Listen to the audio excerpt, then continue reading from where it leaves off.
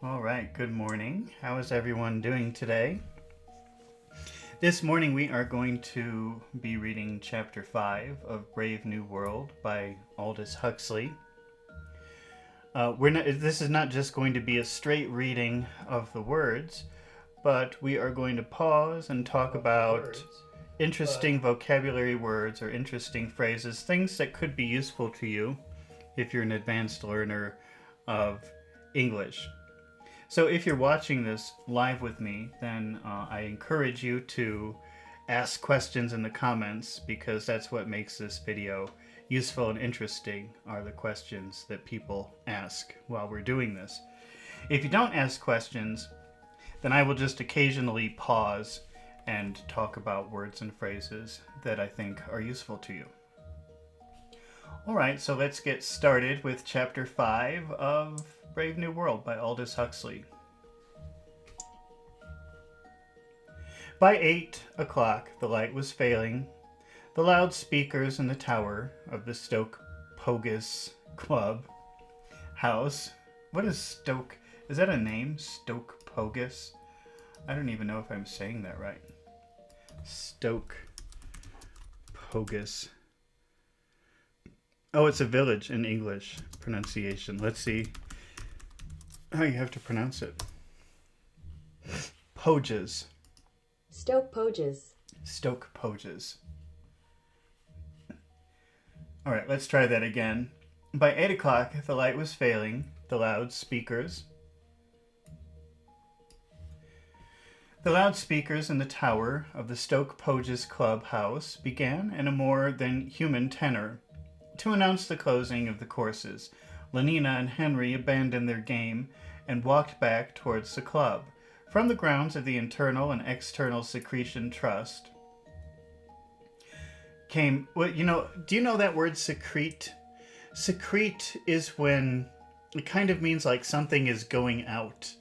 So, for example, sweat. You secrete sweat. It kind of goes out of your skin. So when you see the word secrete, it means like something is going through another thing, but in a sort of slow process. So I wonder what that means. The External Secretion Club came. I guess maybe we'll find out. The External Secretion Trust came. The lowing of those thousands of cattle, which provided with their hormones and their milk. Oh, you secrete hormones. So you have glands in your body, and those glands, from those glands come hormones. And you could use the word secrete, meaning that the glands produce the hormones and then they go out of the glands. That's why it's called a secretion trust. They take the hormones from the cows. They take the milk and the hormones from the cows. The raw materials for the great factory at Farnham Royal. An incessant buzzing of helicopters. Remember, buzzing is the sound of insects. And electricity. Bzzz, that's buzzing. And here they're using the word buzzing to talk about helicopters. An incessant an incessant means never stops. But I just want to check the official definition of that word. Incessant. Cease means stop in Latin. So incessant means never stops, but let me just check.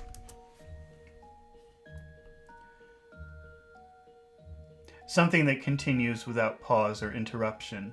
And usually, if you're using this, you're talking about something bad. You wish it would stop. So, wonderful things that you don't want to stop because you love them, you wouldn't say incessant. You would just talk about incessant for things that are annoying you or bothering you. Incessant music, incessant talking, something that's bothering you. So we can assume that they don't like the sound of the helicopters. Or wait, was that the thing that was incessant? Yeah, the incessant buzzing of helicopters. You could hear that noise of the helicopters, and it was very annoying. It never seemed to pause or stop.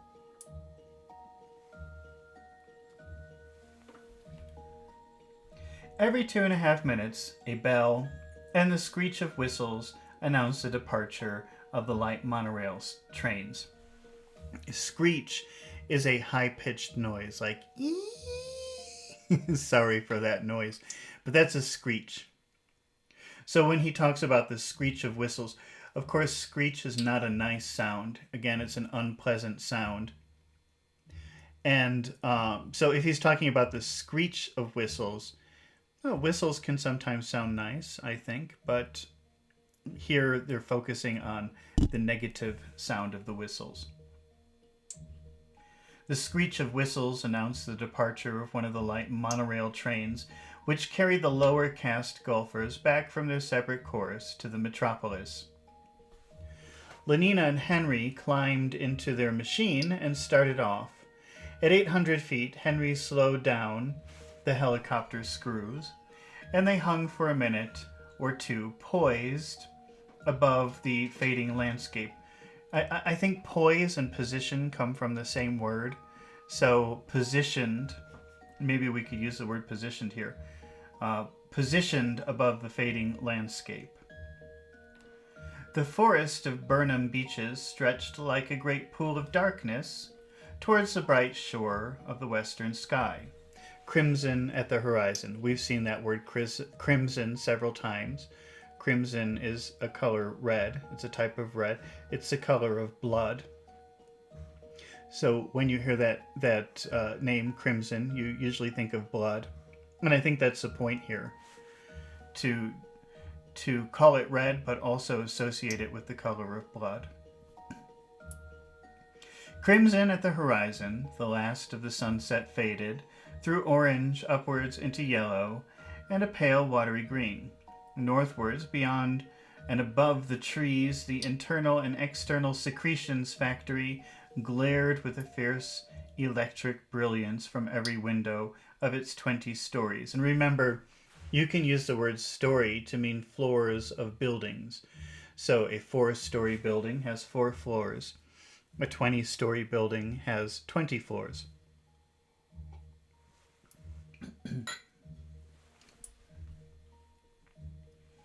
Beneath them lay the buildings of the golf club, the huge lower caste barracks. Barracks are usually, when you see the word barracks, it's usually talking about a military, and that's where the soldiers sleep. So you can think of like one very long building with many beds, one big room with many beds, and that's a barrack. But apparently the workers or the golf club enjoyers who are of the lower caste have barracks where they can sleep. And on the other side of a dividing wall, the smaller houses reserved for the alpha and beta members. Okay, so it's like a golf club. And if you're an alpha or a beta, in other words, a top banana, then you live on one, you can stay at this resort on one side of the wall where you have nice accommodations, little cottages or something. But if you're of the lower caste, then you live on the other side. You can stay in the other side of the wall. You still have access to the resort, but you must sleep in a barrack, which is just a long room filled with beds.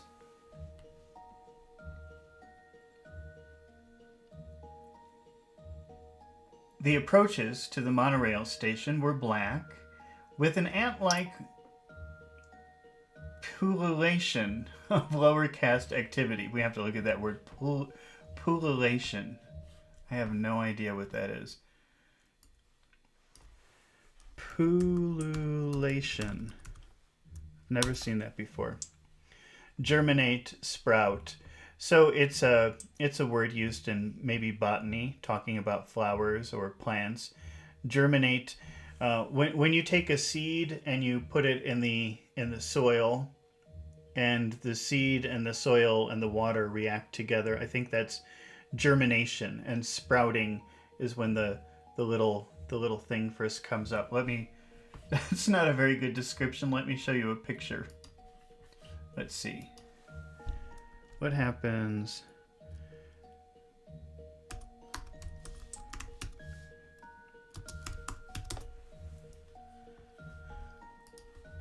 What kind of picture can we get? So this is sprouting. Let's see if... Oh, that's not a very good sprouting. Okay, maybe this one.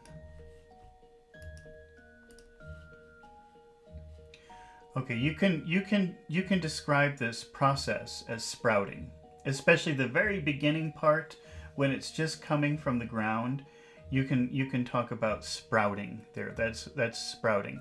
So the seed germinates in the soil. I guess it interacts with the soil and the water, and then it sprouts. And I guess that's pullulation. Let's see. I don't even know how to pronounce that. Do they have no, they don't have anything to pronounce it, but it's pullulation. Pullulate. Pullulate is to germinate, sprout, to breed or produce freely. Swarm, team, examples. The coastal town is quiet now, but with summer approaching, it will soon be pullulating with tourists. Okay, so that could mean like many. I don't think that that's a word that you have to really be concerned with. I think that if you use that word, most people won't know what you're talking about. But let's see how they're using it here. The approaches to the monorail station were black, with an ant-like pullulation of lower caste activity. So now we can understand that there are lower caste people all around the train station like ants. Maybe millions of them. Probably not millions, but you get the idea. Following its southeasterly course across the dark plain, their eyes were drawn to the majestic buildings of the Slough crematorium. A crematorium is a place where you burn dead bodies. So when you cremate a dead body, you are burning a dead body, turning it into powder, into ashes. And a crematorium is the place where that happens. For the safety of night-flying planes, its 4 tall chimneys were flooded, lighted, and tipped with crimson danger signals. It was a landmark. Why do the smokestacks have those things like balconies round them? Inquired Lenina. And just in case you don't know what a smokestack is, let's look at a picture. That's something that you always see in factories or around factories. This is a smokestack. So it's like a giant chimney. It's like a factory chimney. It's called a smokestack.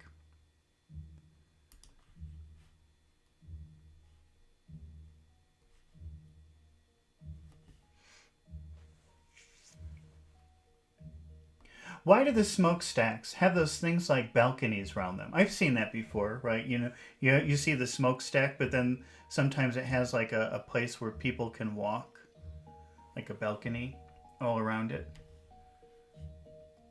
Phosphorus recovery, explained Henry telegraphically. On their way up the chimney, the gases go through 4 separate treatments. P2O5 used to go right out of circulation every time they cremated someone. Remember, cremate means burn a dead body. So every time they burn a dead body, it released phosphorus.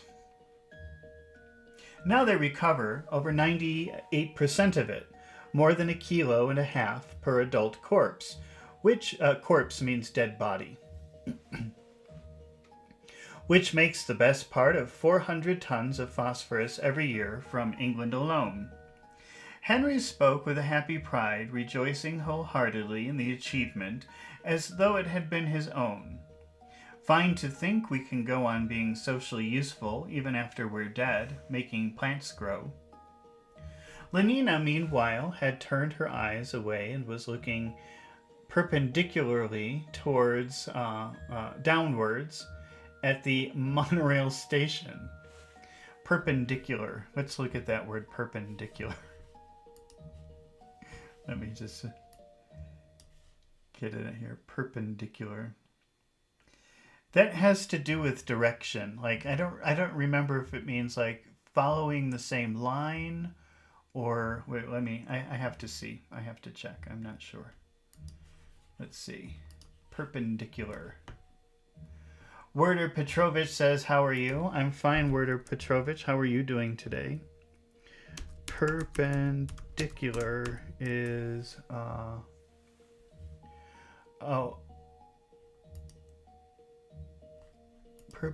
let me just read the definition. Two perpendicular lines form a right angle. Perpendicular is also standing or rising straight up. The cliff was nearly perpendicular. So it's almost like an intersection. I'll show you a picture.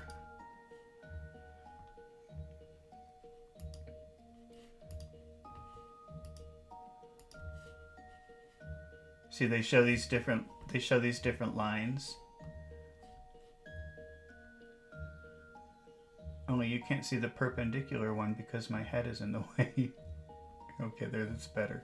So you have parallel lines, intersecting lines, and perpendicular lines. So it's this 90-degree angle, this straight up and down corner that is perpendicular. But I wonder what that means, that she's looking perpendicularly down. Let's see. Let's reread that. Lenina, meanwhile, had turned her eyes away and was looking perpendicularly downwards at the monorail station. So maybe she was looking directly down?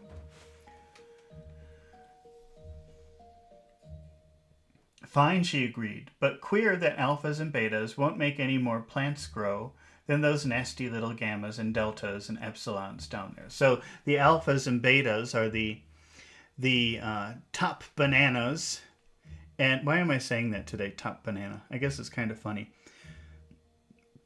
And she's making this observation that we all just produce the same amount of phosphorus. And it's kind of unfortunate that the alphas and betas produce exactly the same quality and amount of phosphorus as those horrible, disgusting gammas and deltas.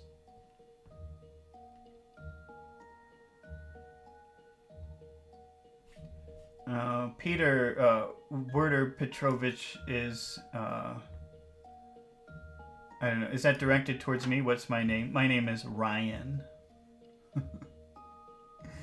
And Alexi says, thanks for reading. Well, Alexi, thanks for watching. Okay, let's keep going. No, remember, queer means strange. So that when you say that something is queer, it means, oh, that's strange. How queer. Although people don't use that too much anymore. But you still could if you wanted to. So, but queer, strange, that alphas and betas won't make any more plants grow than those nasty little gammas and deltas and epsilons down there. All men are physico-chemically equal, said Henry sententiously. Besides, even epsilons perform indispensable services. Indispensable means you need it. You must have it. If something is indispensable, it is necessary. So he's saying even the epsilons, the lowest people in the society, are indispensable. They perform indispensable services. We must have those services. They are necessary. Indispensable services. Even an epsilon, Lenina suddenly remembered an occasion when, as a little girl at school, she had woken up in the middle of the night and become aware for the first time of the whispering that had haunted her all of her sleeps. She saw again the beam of moonlight, the row of small white beds, heard once more the soft, soft voice that said the words were there, unforgotten, unforgettable after so many night-long repetitions. Everyone works for everyone else. We can't do without anyone. Even epsilons are useful. We couldn't do without epsilons. To do without something means to manage without something. So saying we couldn't do without epsilons means we can't manage without epsilons. We must have epsilons. We can't do without anyone. We can't manage without anyone. Even epsilons are useful. We couldn't do without epsilons. We couldn't manage without epsilons. Everyone works for everyone else. We can't do without anyone. Lenina remembered her first shock of fear and surprise, her speculations through half a wakeful hour, and then under the influence of those endless repetitions, the gradual soothing of her mind. Soothe means like to calm or relax. So this idea of we can't do without anyone, even epsilons, I guess made her nervous or excited, something like that. But soon she relaxed. Her mind was soothed. It was relaxed. The soothing, the smoothing, the stealthy creeping of sleep.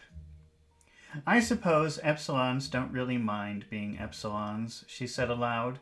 Of course they don't. How can they? They don't know what it's like being anything else. We'd mind, of course, but then we've been differently conditioned. Besides, we start with a different heredity. I'm glad I'm not an epsilon, said Lenina with conviction. And if you were an epsilon, said Henry, your conditioning would have made you no less thankful that you weren't a beta or an alpha. He put his forward propeller into gear and headed the machine towards London. Behind them, in the west, the crimson and orange were almost faded. A dark bank of cloud had crept up into the zenith. As they flew over the crematorium, the plane shot upwards on the column of hot air rising from the chimneys, only to fall as suddenly when it passed into the descending chill beyond. What a marvelous switchback, Lenina laughed delightedly, but Henry's tone was almost for a minute melancholy. Melancholy means sad or depressed. Do you know what the switchback was? I don't know. I don't know what a switchback is. I'm kind of wondering that myself. Wondering if I should look that word up. Let's see. Do you know what that switchback was? He said. It was some human being finally and definitely disappearing. I think because he's describing they're flying in sounds like an airplane or a helicopter. But as they fly over the crematorium, they have these smokestacks. And for some reason, when they're flying over, they had to go up like this. But as soon as they passed, they went back down. And I wonder if that's what the switchback is referring to. Because he says, do you know what that switchback was? Do you know what that interruption in our flight was? It was some human being finally and definitely disappearing, going up in a squirt of hot gas. It would be curious to know who it was. A man or a woman, an alpha or an epsilon. He sighed. He sighed. Then, in a resolutely cheerful voice, anyhow, he concluded, there's one thing we can be certain of. Whoever he may have been, he was happy when he was alive. Everybody's happy now. Yes, everybody's happy now, echoed Lenina. They had heard the words repeated 150 times every night for 12 years. Landing on the roof of Henry's 40-story apartment house in Westminster, remember 40 stories means 40 floors.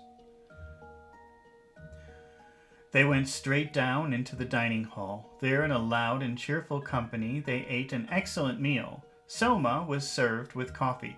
Soma is this drug that they take that makes them happy. I guess the antidepressants that everyone is taking now is Soma. There, in a loud, cheerful company, they ate an excellent meal. Soma was served with coffee. Lenina took 2 half-gram tablets and Henry 3. At 9:20, they walked across the street to the newly opened Westminster Abbey Cabaret. A cabaret is a club where there's usually music and dancing. It was night, almost without clouds, moonless and starry, But of this, on the whole depressing fact, Lenina and Henry were fortunately unaware. The electric sky signs effectively shut off the outer darkness. Calvin Stopes and his 16 saxophonists. Well, a saxophone, let me just show you a picture of a saxophone. Probably is sort of a universal word, I suppose. But, just in case. Let's see, saxophone. So a saxophone is an instrument like this. saxophone, saxophone. But they're calling it a saxophone, or they're saying saxophone, like with the word sex in it. I guess we'll find out why in a minute. I don't know. But, you see, it says, Calvin Stopes and his 16 saxophonists. From the facade of the new abbey, the facade is the front part of a building. You can see the word face in the word facade. So it comes from the same, that has the same origin. So when you see the facade of when you talk about the facade of a building, that is the front of the building, the part of the building that you see in the front. From the facade of the new abbey, the giant letters invitingly glared, London's finest scent and color organ, all the latest synthetic music. They entered, the air seemed hot and somehow breathless with the scent of ambergris and sandalwood. On the dome ceiling of the hall, the color organ had momentarily painted a tropical sunset. The 16 saxophonists were playing an old favorite.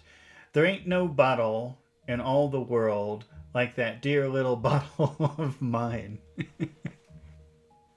So these are just nonsense words that don't make any sense. But, I think that's even true, and maybe it was true back then when this was written, in the 1930s, that the songs were kind of ridiculous. But if they were ridiculous in the 1930s, think about the words that people sing now. They don't make any sense. 400 couples were 5-stepping round, so they were doing some kind of dance, the polished floor. Lenina and Henry were soon the 401st. The saxophones wailed like melodious cats under the moon. Wailing is like making a loud sound like woo or something like that. A lot of times it's used for crying. So if somebody is wailing, that could mean that they're crying very loudly. But here, thinking about the musical instrument, it just means that the instruments are making a very loud cry, a loud noise. The saxophones wailed like melodious cats under the moon, moaned in the alto and tenor registers. Alto means high, so sometimes they were making high noises, and tenor, I think, is in the middle. Let me just check. These are musical terms.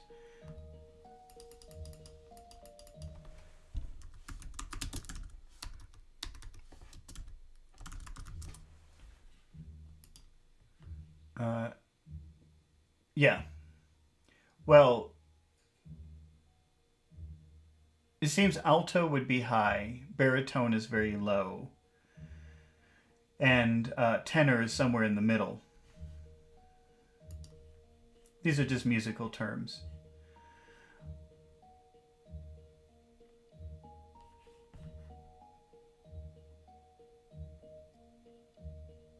As though little death were upon them, rich with a wealth of harmonics, their tremulous chorus mounted towards a climax, louder and even louder, until at last, with a wave of his hand, the conductor let loose the final shattering note of ether music and blew the 16 merely human blowers clean out of existence. Thunder in A-flat major, and then, in all but silence and all but darkness, there followed a gradual detergescence. Okay, we have to look up that word, detergescence. Detergescence. These are not words that you have to know. but I don't even know what that means. Detergescence.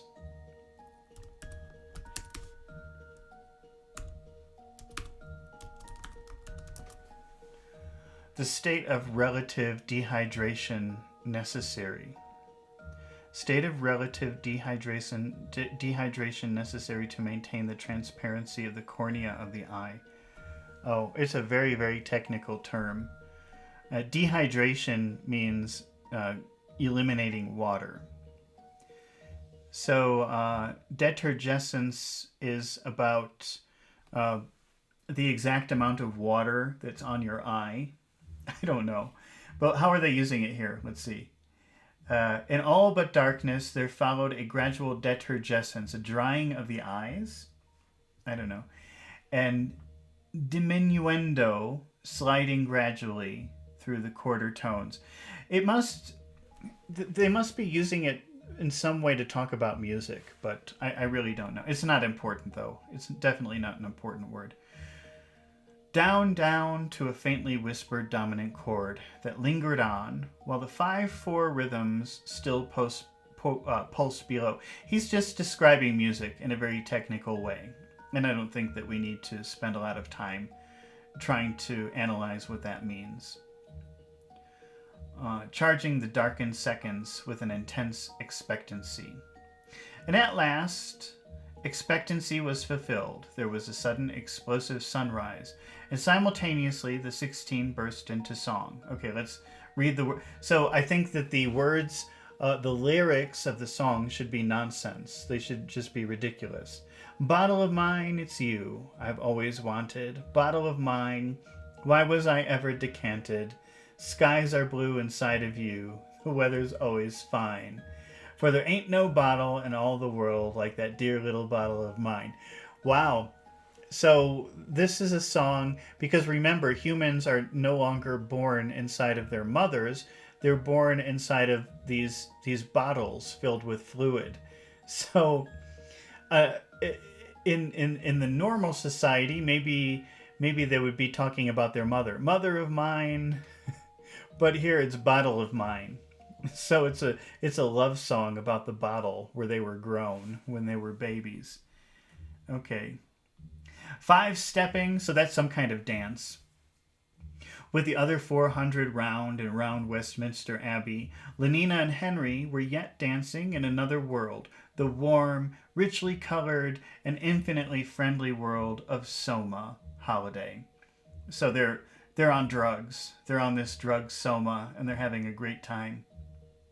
How kind, how good-looking, how delightfully amusing everyone was. Bottle of mine, it's you I've always wanted. But Lenina and Henry had what they wanted. They were inside. Here and now, safely inside, in the fine weather, the perennially blue sky. And when exhausted, the 16 had laid by their saxophones, and by the synthetic music apparatus was producing the very latest in slow Malthusian blues. They might have been twin embryos gently rocking together on the waves of bottled ocean of a blood surrogate. Good night, dear friends. Good night, dear friends. The loudspeakers veiled their commands in a genial musical politeness. Good night, dear friends. Obediently, with all the others, Lenina and Henry left the building. The depressing stars had traveled quite some way across the heavens. But though the separating screen of the sky signs had now to a great extent dissolved, the two young people still retained their happy ignorance of the night. Swallowed half an hour before closing time, that second dose of Soma had raised a quite impenetrable wall between the actual universe and their minds. So he's saying they took this second dose of the drug. When you talk about the word dose, that's like a measurement of medication. So the doctor, like, you know, if you're sick and you have a spoonful of medicine, that's a dose of medicine. And two spoonfuls of medicine would be 2 doses, if the measurement is a spoon. Here it's a pill. So one 1 pill is 1 dose, and 2 pills is 2 doses of soma. And he's saying that because they took this second dose of soma, there was now a wall between them and the real world. So the real world was out there, but they couldn't see it because the drug had built a wall. Bottled, they crossed the street. Bottled, they took the lift up. And he's even calling that a bottle. It's like they're in their own little bottle. A bottle of mine, bottle of mine. Let's see. They took the lift up to Henry's room on the 28th floor, and yet, bottled as she was, and in spite of that 2nd gram of soma, Lenina did not forget to take all the contraceptive precautions prescribed by the regulations. Contraception is birth control. So maybe she's taking a pill so that she doesn't get pregnant. And he's saying, even though she was very drugged up, she took a lot of drugs, she still had the mind to take the birth control pill, the contraception. Years of intensive hypnopedia and from 12 to 17 Malthusian drill 3 times a week had made the taking of these precautions almost as automatic and inevitable as blinking. "Oh, that reminds me," she said. She came back from the bathroom. "Fanny Crown wants to know where you found that lovely green Morocco surrogate cartridge belt you gave me." Alternate Thursdays were Bernard's Solidarity Service days. After an early dinner at the Aphroditeum, Aphrodite was the Greek goddess of love. You know, usually when you see that "eum" at the end of a word, museum, auditorium, you could imagine that means like a place where something happens. Because, you know, audio, auditorium, audit, audio is like hearing. So an auditorium is a place where you go to hear. It's a place where you go to listen to concerts. A museum, I'm not sure what the muse part, maybe inspiration, is a place where you go to admire art, is a museum. So an how do you say that? An Aphroditeum, so Aphrodite, the Greek goddess of love, a place. This is probably a place where you go, I don't know, I'm just guessing, but it's probably a place where you go to have some kind of sex. That's what I'm thinking. Maybe they'll tell us in a minute. But you can just guess that from the word. After an early dinner at the Aphroditeum, to which Helmholtz had recently been elected under Rule 2, he took leave of his friend and, hailing a taxi on the roof, told the man to fly to the Fordson Community Singery. The machine rose a couple of 100 meters, then headed eastwards as it turned. There before Bernard's eyes, gigantically beautiful, was the Singery, flood-lighted. Let's take a look at what floodlights are. That could be useful to know. Floodlights are very bright lights that you usually see. Well, here we'll look. Like, for example, in a stadium, these are floodlights. Floodlights. Floodlights. But they could also be used like, where is it?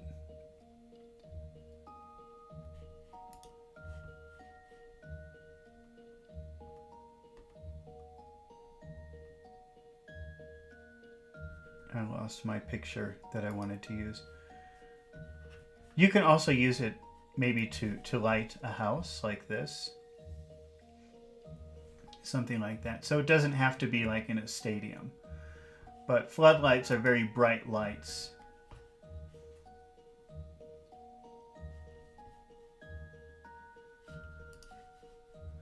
But I guess here probably we should picture it like a stadium. So flood-lighted, its 323 meters of white Carrera surrogate gleamed with a snowy incandescence over Ludgate Hill. At each of the four corners of its helicopter platform, an immense means very large, very big, an immense T shone crimson against the night. And from the mouths of 24 vast golden trumpets rumbled a solemn synthetic music. "Damn, I'm late," Bernard said to himself as he first caught sight of Big Henry, the Singery clock. Big Henry. Instead of Big Ben, they've got Big Henry. I think that's a reference, by the way, to Henry Ford. The Singery clock, and sure enough, as he was paying off his cab, Big Henry sounded the hour. Ford sang out an immense bass voice from all the golden trumpets. Ford, Ford, Ford, 9 times. Bernard ran for the lift. The great auditorium for Ford's Day celebrations and other massed community sayings was at the bottom of the building. Above it, 100 to each floor, were the 7,000 rooms used by the solidarity groups for their fortnight services. Fortnight is 2 weeks. That's a combination of 14 plus night. Fortnight. 2 weeks. Bernard dropped down to the floor, 33, hurried along the corridor, stood hesitating for a moment outside room 3210, then, having wound himself up, opened the door and walked in. You know that phrasal verb, wind up? Now you have to be careful because phrasal verbs almost always mean several different things. So I'm just talking about one way that you could use the word wind up. Do you know the verb to wind? Do you know what that means? Winding. Winding is like a circular motion. But let me show you a couple of pictures here.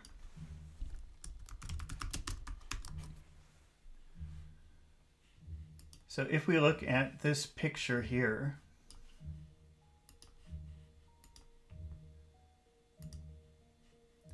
do you know how this toy operates? You turn that thing in the back, which you could call a key. You turn the key in the back, which creates tension. I mean, something is winding inside that toy. I don't know exactly how it works, but you're also winding the key. That's winding. Winding is like turning, but also creating tension. And because of the tension, then the toy moves. And this is called a winding toy. But also,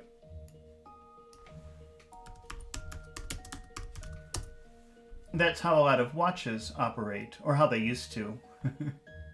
I guess now everybody uses the electric smart watches, but I like these. I love these old watches. I have several of these, and I prefer these.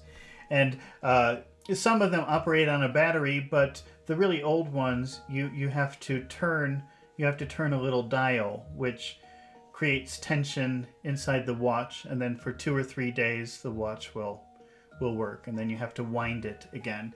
This is called a winding wristwatch. So in this story here, now that we understand this word wind better, let's take a look at how they used wind up. So he's late. He goes to room 3210 and he's late and he's not happy about it. And before he opens the door, he winds himself up. Like maybe he's preparing himself. He's getting tense. He's getting ready to enter the room. He's creating tension in his body. Something like that. And then he opened the door and walked in. Oh, thank Ford. He was not the last. So usually when you're relieved, when you're happy, you say, oh, thank God. But instead, they say, oh, thank Ford. Thank Ford, he was not the last. 3 chairs of the 12 arranged around the circular table were still unoccupied. He slipped into the nearest of them and inconspicuously as he could, and prepared to frown. Inconspicuous means don't notice. So if you're conspicuous, you're very obvious. People can see you. People notice you. People see you. But if you're inconspicuous, that means you don't want attention from people. You try to avoid attention. You do something quietly and very slowly so that people don't see you or notice you. So they're having a meeting in that room and he's late. So he goes in and he tries to sit very quietly without anybody seeing or noticing him. That's why they use the word inconspicuous here. He slipped into the nearest of the empty chairs as inconspicuously as he could, and prepared to frown at the yet later comers whenever they showed. Now, frown, that's the opposite of a smile. A frown. So now that he's arrived and other people are obviously late, he's very happy. So when these other people arrive, he can frown at them. You're late. Turning towards him, what are you playing this afternoon? The girl on the left inquired. Obstacle or electromagnetic? Bernard looked at her. Ford. It was Morgana Rothschild. So, again, they replace the word God with Ford all the time here. Ford. It was Morgana Rothschild. And it's interesting they used the Rothschild name here. And blushingly had to admit that he had been playing neither. Morgana stared at him with astonishment. Astonishment is surprise. Oh, there's an awkward silence. Then pointedly, she turned away and addressed herself to the more sporting man on her left. A good beginning for a solidarity service, thought Bernard miserably, and foresaw for himself yet another failure to achieve atonement. Atonement means like forgiveness. If only he had given himself time to look round instead of scuttling for the nearest chair, he could have sat between Fifi Bradlaugh and Joanna Diesel. So he sat next to this girl, Morgana Rothschild, and that was a very bad choice. And if he had been more careful, he could be sitting between Fifi Bradlaugh and Joanna Diesel, which I guess would be a better choice. Instead of which, he had gone and blindly planted himself next to Morgana. Ugh, Morgana. Ford. Those black eyebrows of hers, that eyebrow. So she has one eyebrow. This is your eyebrow. And he says, oh, those black eyebrows. No, that black eyebrow. That's called a unibrow. When somebody only has one, it's called a unibrow. Not a very attractive thing, especially probably not for a woman. For they met above the nose. Ford! And on his right was Clara Detterding. True, Clara's eyebrows didn't meet. So she had two eyebrows. She didn't have a unibrow. But she was really too pneumatic, whereas Fifi and Joanna were absolutely right. Plump means a little bit fat or chubby. You could use the word plump. It's a nice word. Actually, you use the word plump when you're talking about fruit. So if you're going to the store to buy fruit, or you're going to the market to buy fruit, you want plump grapes, or plump peaches, or plump, what is that word? Plums. Plump plums. It means like firm, kind of fat. So if you describe somebody as, if somebody calls me fat, I can say, I'm not fat, I'm pleasingly plump. So plump is kind of a nice, but don't use it. Don't describe people as plump because they might get offended. But you can describe yourself that way if you want. Plump, blonde, not too large, and it was that great lout, Tom Kawaguchi, who now took the seat between them. The last arrival was Sarojini Engels. "You're late," said the president of the group severely. "Don't let it happen again." Sarojini apologized and slid into her place between Jim Bokanovsky and Herbert Bakunin. The group was now complete. The solidarity circle perfect and without flaw. Flaw means imperfections. So if something is without flaw, that means it's perfect. It's without imperfections. There's no problem.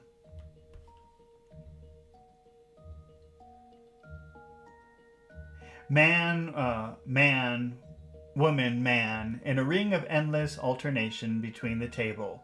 12 of them ready to be made one, waiting to come together, to be fused. When two things are fused together, it means two things become one. Waiting to be fused, to lose their 12 separate identities to a larger being. The president stood up, made the sign of a T, and switching on the synthetic music, let loose the soft, indefatigable beating of drums. Remember, fatigue means tired. So indefatigable means never gets tired, never stops, always has a lot of energy. So the soft, indefatigable beating of drums. So it's just a constant beating of drums. It never stops, it never gets slower. It just keeps that same energy the entire time, never interrupted. And a choir of instruments, near wind and super string, that plangently, we have to look up that word, plangently.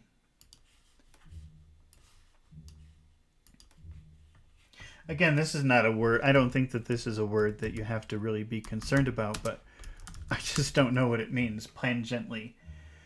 In a way that expresses sadness, especially through deep, low sound. Okay, so we've got, let's see. Plangently repeated and repeated the brief and unescapably haunting melody of the first Solidarity hymn. Now, we've seen the word haunt a couple of times, I think, in this chapter. And I ignored it the first time that I saw it because I thought, well, I don't know. Maybe you know the word, maybe you don't. But I think now we have to talk about the word haunt. So, do you know what a ghost is? A ghost is a spirit living somewhere in a house or in an area somewhere. And the word haunt is used to talk about where a ghost lives. So a ghost haunts my house. How do I know a ghost haunts my house? Because I can hear ooh and things move, and I can say a ghost haunts my house. So what do you think about that? Do you think that's a good thing if a ghost haunts your house? Maybe some people might be very excited about that, but it's a bad feeling, I think, that if you believe that there is a spirit living in your house or in your room or following you, that is a bad thing. It doesn't go away, and you want it to go away because it's a bad feeling. What do you think about, what if I said haunting music? What do you think that would mean? Haunting music, or the music haunts me, or the memory haunts me.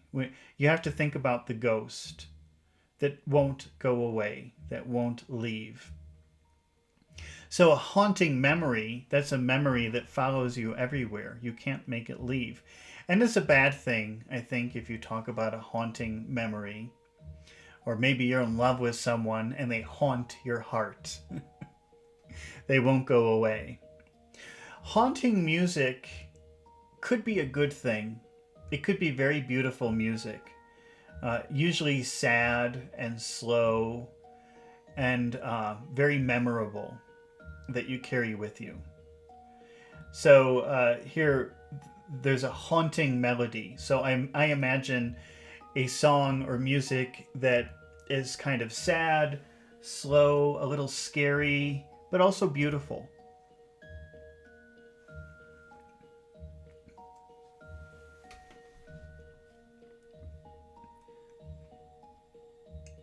I don't know if Werder Petrovich is still here. That sounds like a Russian name. I think a lot of times Russian music is like that, or Russian classical composers are very good at creating haunting music. Let's see.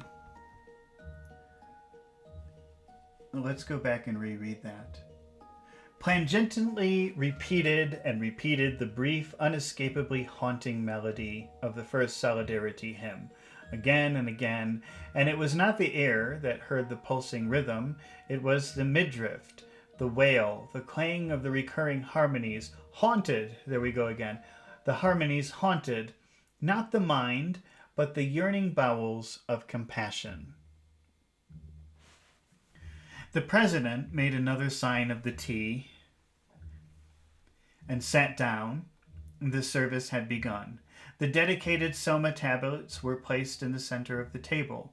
The loving cup of strawberry ice cream Soma was passed from hand to hand, and with the formula, "I drink to my annihilation," several times quaffed. And then the accompaniment of synthetic orchestra, the first Solidarity hymn sung. So I drink to my annihilation, my destruction. So they're celebrating their death. They're in a death cult. I drink to my annihilation. 12 times quaffed. Let's look at the word quaff.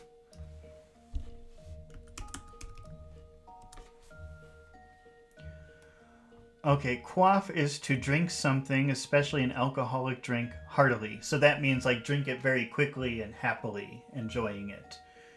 But it's not a common word, so I don't think that, I wouldn't waste my time memorizing that.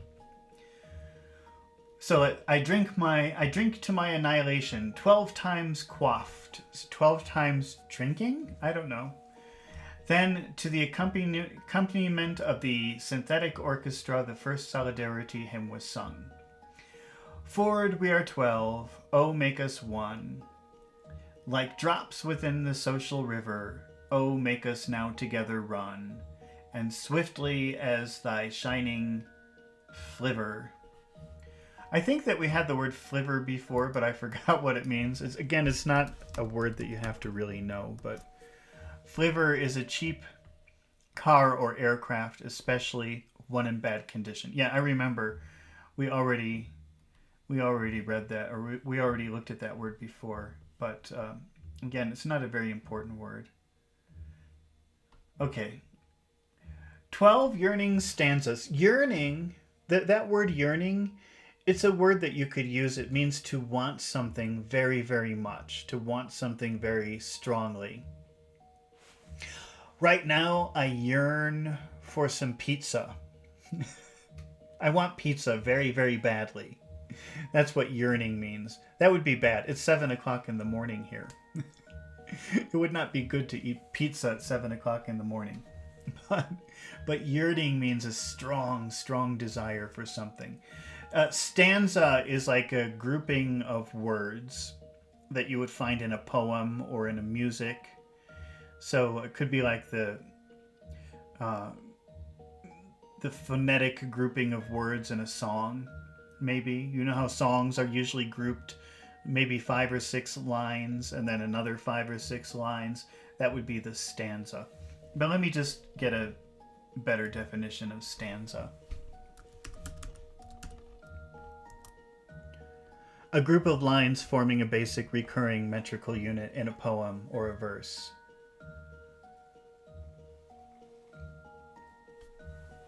So 4 or 5 lines that go together. 12 yearning stanzas. So 12 sets of words.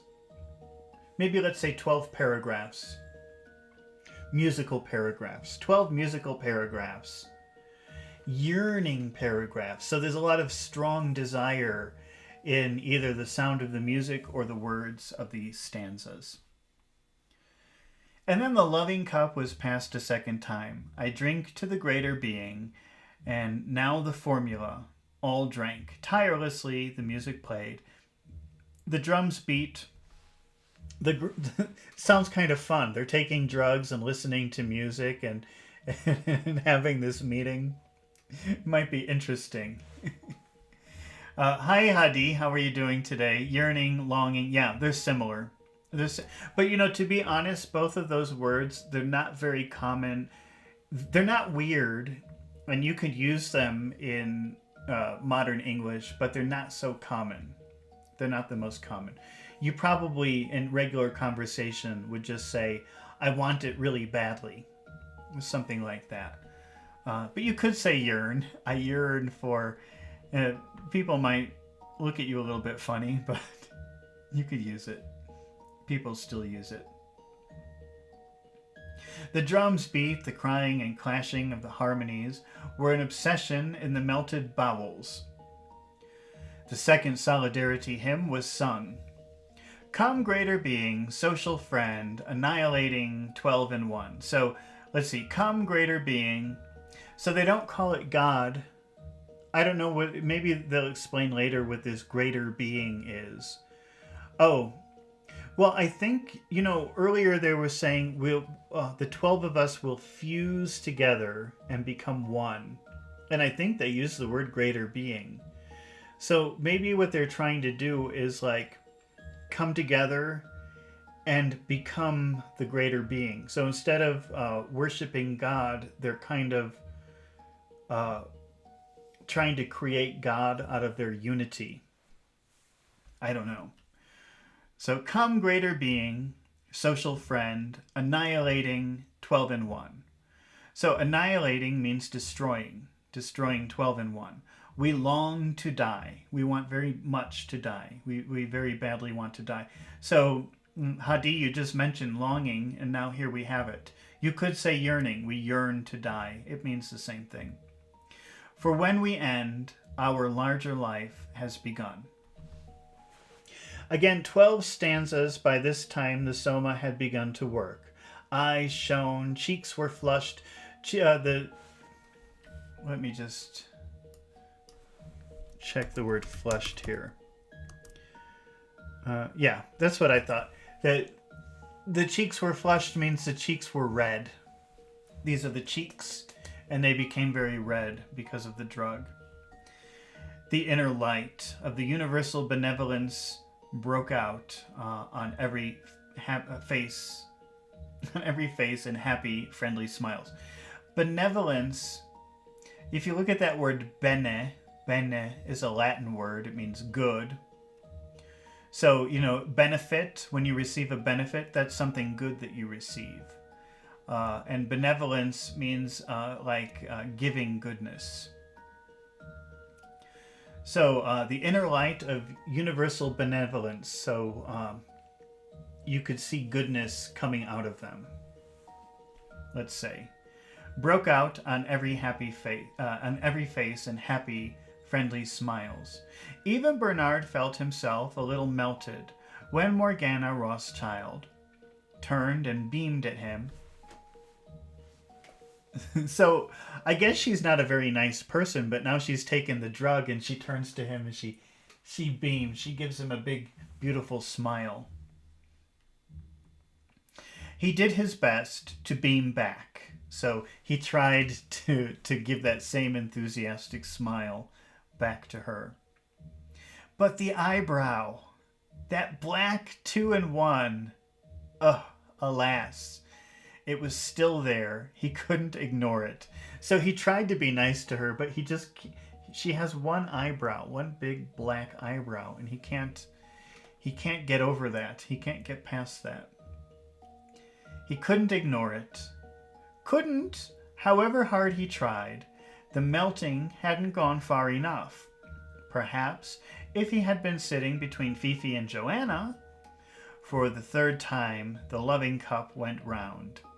I drink to the imminence of his coming, said Morgana Rothschild, whose turn it happened to be to initiate the circular rite. Her tone was loud, exultant. She drank and passed the cup to Bernard. I drink to the imminence of his coming, he repeated, with a sincere attempt to feel that the coming was imminent, but the eyebrow continued to haunt him. So remember, haunt Haunt is how a ghost stays somewhere and never goes away. And now he cannot stop thinking about her one eyebrow. Her eyebrow is haunting him. It lives inside of him and it will not go away. He cannot make it go away, just like a ghost. And the coming, so far as he was concerned, was horribly remote. He drank and handed the cup to Clara Detterding. It'll be a failure again, he said to himself. I know it will. But he went on doing his best to beam. The loving cup had made its circuit. Lifting his hand, the president gave a signal. The chorus broke out in the third solidarity hymn. A hymn is like a song. A song dedicated to something. So, usually, religious songs, like the songs that you sing in church, are called hymns. So they're songs dedicated to God. But it doesn't have to be about God. It could be about anything that you're celebrating. But I think in this, they're using the word hymn here because this is like some kind of religious ritual that they're doing. Feel how the greater being comes. Rejoice, and in rejoicing die. Melt in the music of the drums, for I am you, and you are I. As verse succeeded verse, the voices thrilled with an ever intenser excitement. The sense of coming's imminence was like an electric tension in the air. The president switched off the music, and with the final note of the final stanza, there was absolute silence, the silence of stretched expectancy, quivering and creeping with galvanic life. The president reached out his hand, and suddenly a voice, a deep, strong voice, more musical than any merely human voice, richer, warmer, more vibrant with love and yearning and compassion, and a wonderful, mysterious, supernatural voice spoke above their heads, very slowly. "Oh, Ford, Ford, Ford," it said diminishingly on a descending scale.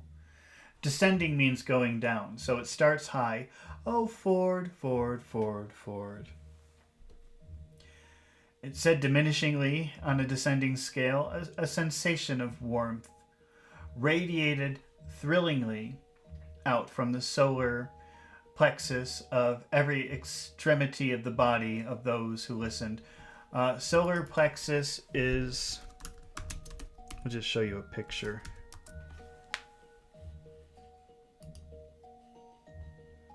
Oh, I was wrong. I thought it was somewhere else.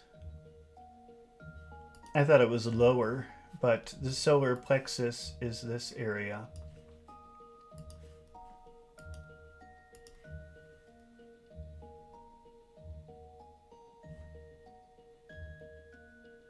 See, right by the heart. See, I thought it was where you see where it says abdomen, the circle. I thought it was around there. I don't know. It's not really terribly important. I mean, if you say solar plexus to people, most of them won't know what you're talking about anyway.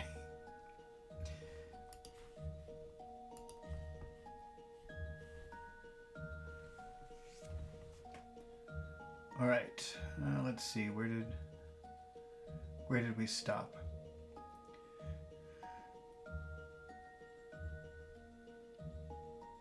A sensation of warmth radiated. Radiating means like going out, shining like the sun. The sun radiates light. Radiate means going out in all the different directions. A sense of warmth radiated thrillingly out from the solar plexus to every extremity of the bodies. When you talk about extremities, you're usually talking about the arms and the legs, the extreme parts of the body. Of those who listened, tears came into their eyes, their hearts, their bowels seemed to move within them, as though with an independent life. Ford, they were melting. Ford, dissolved, dissolved. Then in another tone, suddenly, startlingly, "Listen," trumpeted the voice. Listen! They listened. After a pause, sunk to a whisper, but a whisper, somehow, more penetrating than the loudest cry. The feet of the greater being, it went on, and repeated the words. The feet of the greater being. The whisper almost expired. The feet of the greater being are on the stairs. And once more there was silent. So they're all drugged up. They've taken all these drugs, singing songs, getting high with music, and then, and who knows what else. And there's this voice freaking them out. The greater being is coming up the stairs. Let's see. And once more there was silence, and the expectancy, momentarily relaxed, was stretched again, tauter and tauter, almost to the tearing point. The feet of the greater being. Oh, they heard them. They heard them coming softly down the stairs, coming nearer and nearer down the invisible stairs, the feet of the greater being. And suddenly, the tearing point was reached. Her eyes staring, her lips parted, Morgana Rothschild sprang to her feet. I hear him, she cried. I hear him. He's coming, shouted Sarojini Engels. Yes, he is coming. I hear him. Fifi Bradlaugh and Tom Kawaguchi rose simultaneously to their feet. Oh, Joanna inarticulately testified. He's coming, yelled Jim Bokanovsky. The president leaned forward. With a touch, released a delirium of cymbals and blown brass, a fever of tom-tomming. So the president then starts this kind of music, which is mostly made of, what kind of cymbals? Cymbals are, those are the instruments. Well, we better take a look at this. I can't really describe it to you. So,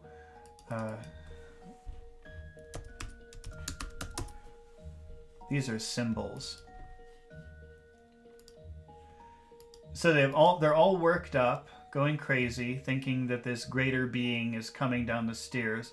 And then the president turns on some kind of music, and the main sounds of the music are cymbals. These are cymbals here. And what else? Blown brass, and the fever of tom-tom. Well, tom-toms are like drums. Let's see. It's also the name of a... Yeah, they're just drums. Can you see this? Let me see. Yeah, okay. And brass is a metal. Let's see, brass instruments.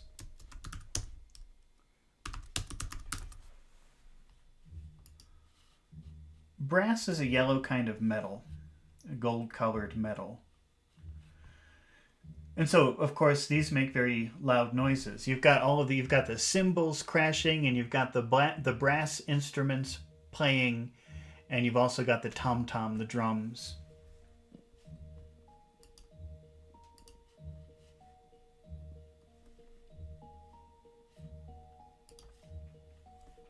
He's coming, yelled Jim Bokanovsky. The president leaned forward and with a touch released a delirium. That means like a craziness of cymbals and blown brass, a fever of tom-tomming. Oh, he's coming, screamed Clara Detterding. And it was though she were having her throat cut. Feeling that it was time for him to do something, Bernard also jumped up and shouted, I hear him, he's coming! But it wasn't true. He heard nothing, and for him, nobody was coming. Nobody, in spite of the music, in spite of the mounting excitement. But he waved his arms, and he shouted with the best of them. And when the others began to jig, jigging is a type of dancing.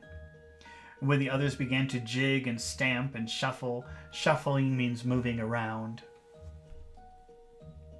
He also jigged and shuffled. Round they went, a circular procession of dancers, each with hands on hips of the dancers preceding.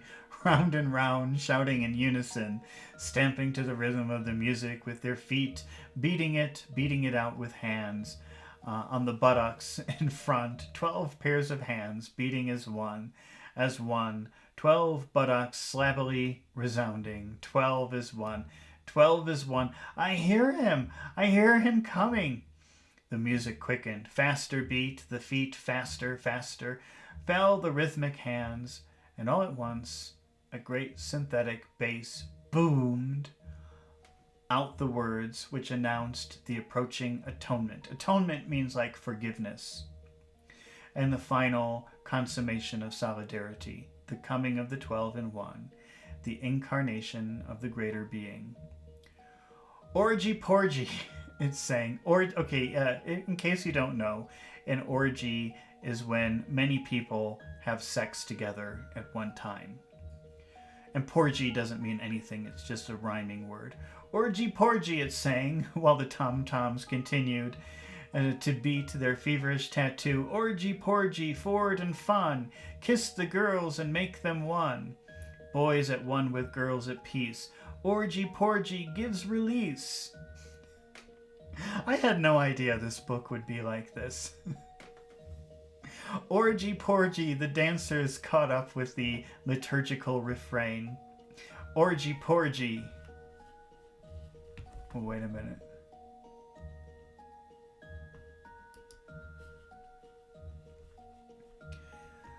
Okay, let's get back to orgy porgy. Let's see. To fade at the same time and to grow warmer, richer, redder until the last they were dancing in the crimson twilight of an embryo's store. Orgy porgy, in their blood-colored and fetal darkness, the dancers continued for a while to circulate, to beat and beat out the indefatigable rhythm, orgy porgy. Then the circle wavered, broke, fell in partial disintegration on the ring of the couches which surrounded the circle enclosing circle, the table and its planetary chairs. Orgy porgy! Tenderly, the deep voice crooned and cooed. Cooing is the sound of a pigeon. I can't do the sound of a pigeon, but hopefully you've heard a pigeon before. And crooning is like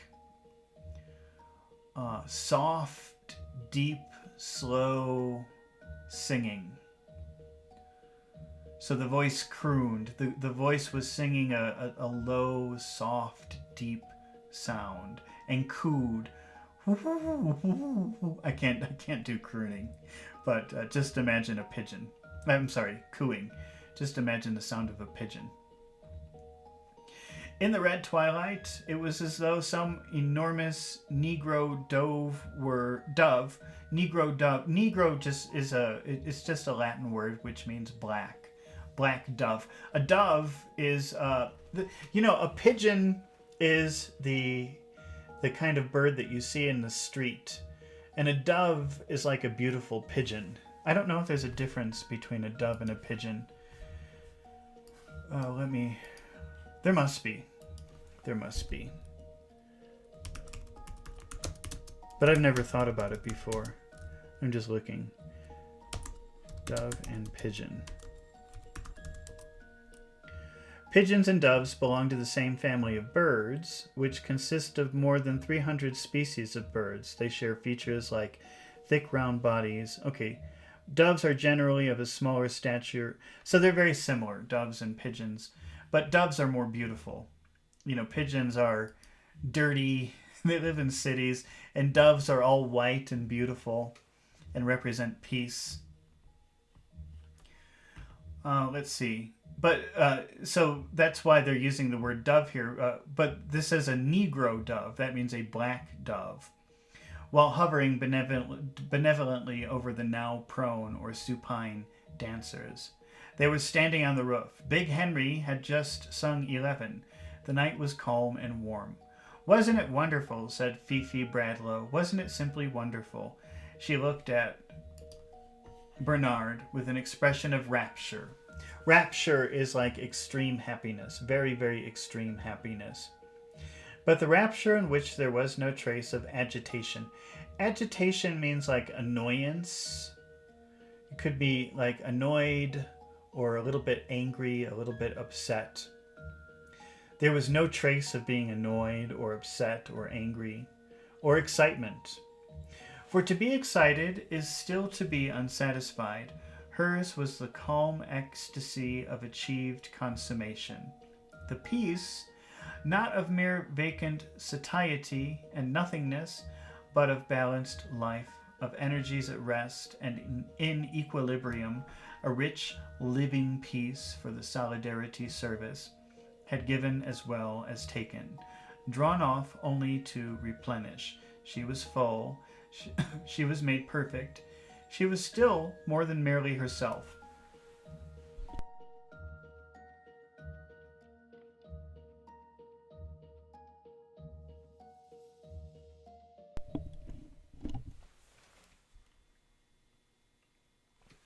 Didn't you think it was wonderful? She insisted, looking into Bernard's face with those supernaturally shining eyes. Yes, I thought it was wonderful. He lied and looked away. The sight of her transfigured face was at once an accusation and an ironical reminder of his own separateness. He was as miserably isolated now as he had been when the service began, more isolated by reason of his unreplenished emptiness, his dead satiety, separate and unatoned. So remember, atonement means forgiven, so unatoned means not forgiven.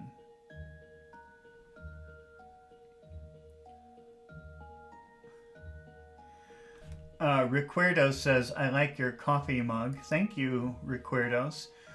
Someone gave that to me as a present. Let's see. Alone in, let's separate and unatoned. So unatoned means unforgiven. While the others were being fused. Remember, fusing means when more than one thing comes together and becomes one thing. So when they say the others were fused, the others became one, I guess they're having an orgy. But of course, this book was written in the 1930s. They couldn't say that directly, but it seems to be implied here.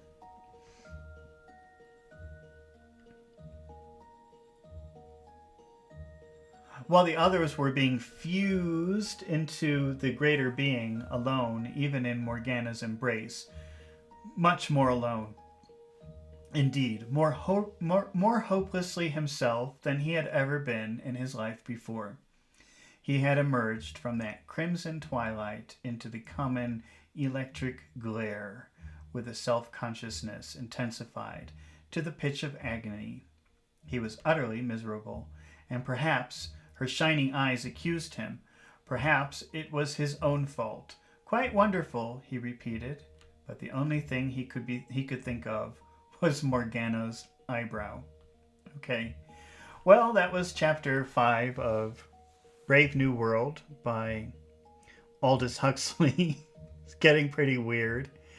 So thank you everybody who stayed and watched. I really appreciate it. Thank you for all of those people who made comments and asked questions. And I hope that when we read chapter 6, you will return and we'll read it together.